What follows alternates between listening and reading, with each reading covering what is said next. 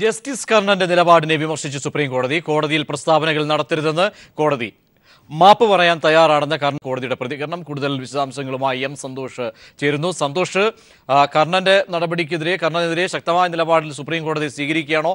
അഭിഭാഷകൻ കോടതിയുടെ ശ്രദ്ധയിൽപ്പെടുത്തിയ കാര്യങ്ങൾ എന്തൊക്കെ? കോടതിയുടെ നിലപാട്? പ്രജീഷ്, വളരെ നാടകീയ സംഭവ വികാസങ്ങൾക്കാണ് ഇന്ന് രാവിലെ സുപ്രീം കോടതി സാക്ഷ്യം വഹിച്ചത്.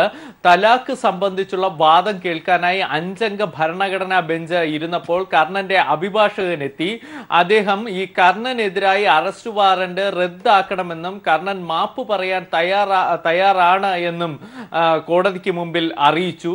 ഇത് സുപ്രീം കോടതി ചീഫ് ജസ്റ്റിസ് നേതൃത്വത്തിലുള്ള ബെഞ്ച് അംഗീകരിച്ചില്ല.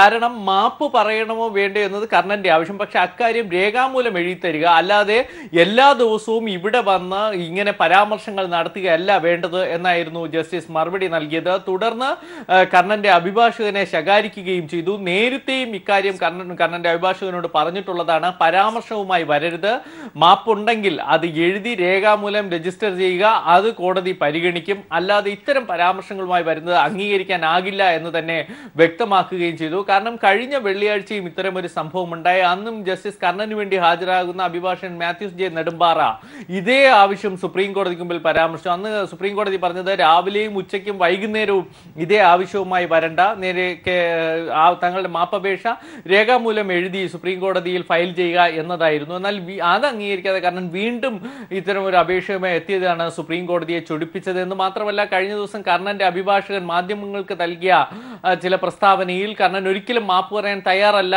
എന്നൊക്കെ പറഞ്ഞിരുന്നു. ഇതും സുപ്രീം കോടതിയിൽ ശ്രദ്ധയിൽപ്പെട്ടിരിക്കാം. അതായിരിക്കാം ഇത്തരത്തിൽ ശകാരിക്കാൻ കാരണം. എന്തായാലും പ്രസ്താവനകൾ കോടതിയിൽ വേണ്ട, പുറത്തുപോയി പ്രസ്താവനകൾ നടത്തുക, മാപ്പപേക്ഷ ഉണ്ടെങ്കിൽ അത് എഴുതി നൽകുക. ഇനി ഇത്തരത്തിൽ എല്ലാ ദിവസവും കോടതിക്ക് മുമ്പിൽ എത്തരുത് എന്നുകൂടിയാണ് കർണന്റെ അഭിഭാഷകനെ ഇന്ന് സുപ്രീം കോടതി അറിയിച്ചത്. പ്രജീഷ്. സന്തോഷ്, കർണന്റെ ഇനിയുള്ള നീക്കങ്ങൾ എങ്ങനെയാണ്?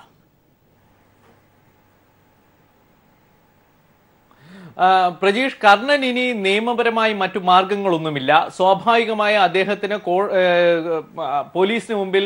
പോലീസിനെ അറസ്റ്റ് വരിച്ചേ മതിയാവൂ, അല്ലെങ്കിൽ കോടതിക്ക് മുമ്പിൽ കീഴടങ്ങണം. രണ്ടിലേതെങ്കിലും ഒന്ന് ചെയ്യുക തന്നെ വേണം. കാരണം സുപ്രീം കോടതി ആകട്ടെ അതിനുശേഷം കർണൻ നൽകിയ മറ്റു നീക്കങ്ങളൊന്നും അംഗീകരിച്ചിട്ടില്ല. കർണനാകട്ടെ ഇതുവരെ സുപ്രീം കോടതിയിൽ മാപ്പപേക്ഷ രേഖാമൂലം നൽകിയിട്ടില്ല. പകരം മാപ്പ് പറയാൻ തയ്യാറാണ് എന്ന് പരാമർശിക്കുക മാത്രമേ ചെയ്തിട്ടുള്ളൂ. അതുകൊണ്ട് അത് സുപ്രീം കോടതി അംഗീകരിച്ചിട്ടുമില്ല. അതുകൊണ്ട് തന്നെ കർണന്റെ മുമ്പിൽ ഇനിയുള്ളൊരു വഴി അറസ്റ്റ് വരിക്കുക അല്ലെങ്കിൽ കീഴടങ്ങുക എന്നത് മാത്രമാണ്. പ്രജീഷ്. ശരി, സന്തോഷ് സർലിംഗാണ് വിശദാംശങ്ങൾ നൽകിയത്.